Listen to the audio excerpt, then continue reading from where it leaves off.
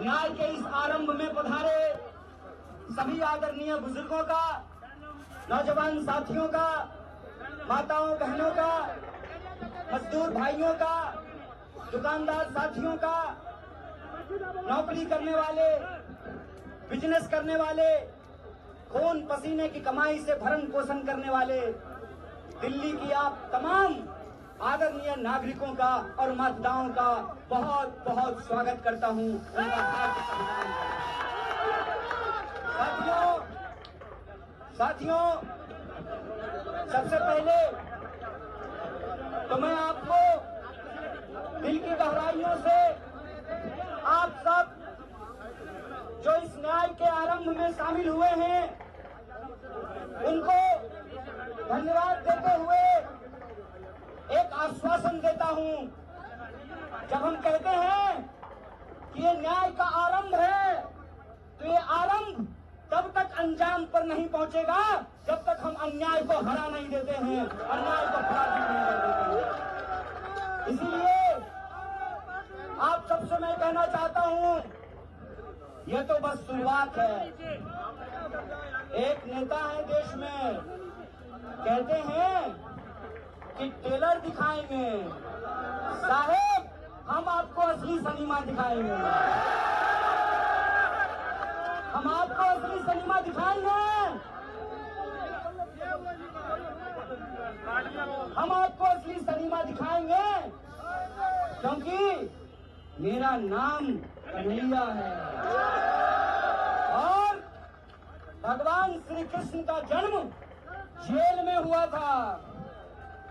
आपने हमको जेल में डाला, आप इस देश के विपक्ष के मुंह पर ताला लगाना चाहते हैं, विपक्ष के नेताओं को जेल में डालना चाहते हैं। जब आपने हमको जेल में डाला था उसी तिहार में, तो वहां से निकल करके हमने इस देश की सत्ता को चुनौती दिया था। हमने कहा था कि जब तक जेल में चना रहेगा आना जाना लगा रहेगा।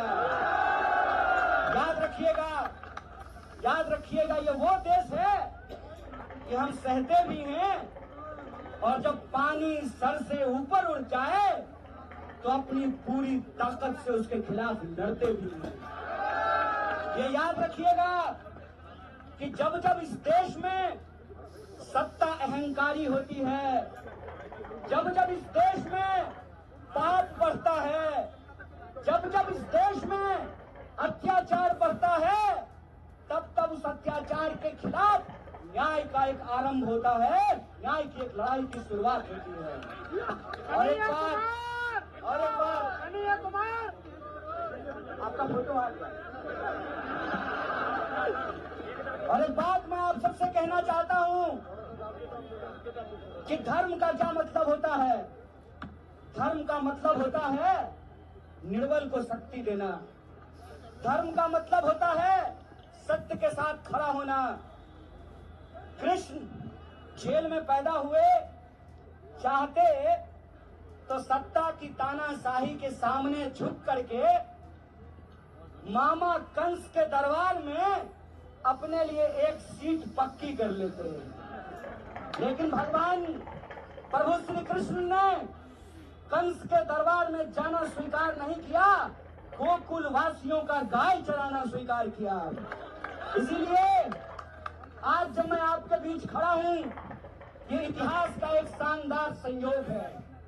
इतिहास का शानदार संयोग ये है कि इस देश के प्रधानमंत्री जी ने एक आदरणीय महिला को, मैं हर महिला का दिल से सम्मान करता हूं, देश के प्रधानमंत्री जी ने इस देश की एक आदरणीय महिला के गले में मंगलसूत्र डाला। उस महिला का नाम यशोदा है और मेरा नाम कन्हैया है। तो याद रखिएगा कि इतिहास का संयोग है कि हम गंगा किनारे पैदा हुए, हमारी जन्मभूमि गंगा के किनारे है और आज हमारी कर्मभूमि यमुना का किनारा बन रहा है। और हम किताबों में पढ़ा करते थे कि यह कदम का पेड़ अगर माँ होता यमुना तीरे, मैं भी उस पर बैठ कन्हैया बनता धीरे। आज आप तमाम लोगों के सामने किसी किसी एक व्यक्ति को सांसद बनाने का सवाल नहीं। आज आप तमाम लोगों के सामने किसी एक व्यक्ति को प्रधानमंत्री बनाने का सवाल नहीं है। आज आप तमाम लोगों के सामने किसी एक गठबंधन का सरकार बनाने का सवाल नहीं है। सवाल ये है कि इस देश के आम नागरिकों के आत्मसम्मान के साथ खेला जा रहा है। वोट की लड़ाई में मुझे कोई दिक्कत नहीं है। वोट की लड़ाई में कोई एक बार सांसद बने, 2 बार सांसद बने कि 10 बार सांसद बने, मुझे इस बात से दिक्कत नहीं है। लेकिन मैं समझता हूं कि जो मौजूदा शाह और तानाशाह हैं, ये सिर्फ आपसे वोट नहीं चाहते हैं, ये चाहते हैं कि दोबारा आपके ऊपर अंग्रेजों की गुलामी थोप दी जाए। ये चाहते हैं कि इस देश में जो संविधान बना, बापू ने जिसके लिए खून बहाया, बापू ने अपनी जान गंवाई, शहीद बापू कहा करते थे, रघुपति राघव राजा राम, पतित पावन सीताराम, ईश्वर अल्लाह तेरो नाम, सबको सन्मति दे भगवान।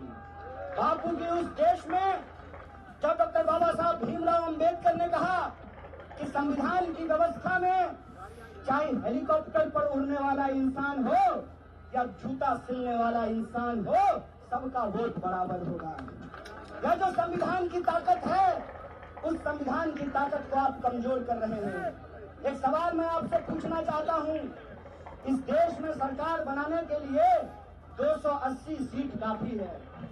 इस देश में बेरोजगारी समाप्त करने के लिए 280 सीट काफी है।